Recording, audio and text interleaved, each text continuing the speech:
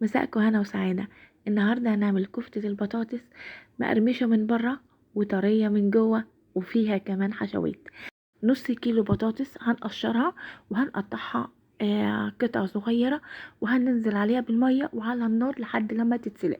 بعد كده هننزل بمعلقتين زيت، بصلاية كبيرة، وكمان ربع كيلو من اللحمة المفروم هننزل عليها برشة فلفل اسود، توابل او بهارات لحمة، وكمان ملح. هنقلبه كويس جدا وهننزل عليهم حوالي نص كوباية من المية.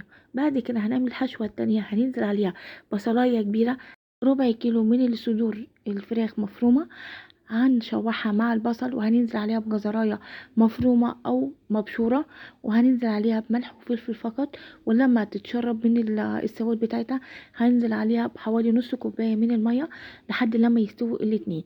بعد كده البطاطس استوت، هنهرسها بالهراسة، او لو مش متوفرة الهراسة يبقى بشوكة وتكون ناعمة. لازم البطاطس تكون ناعمة، ما يكونش فيها تكتلات.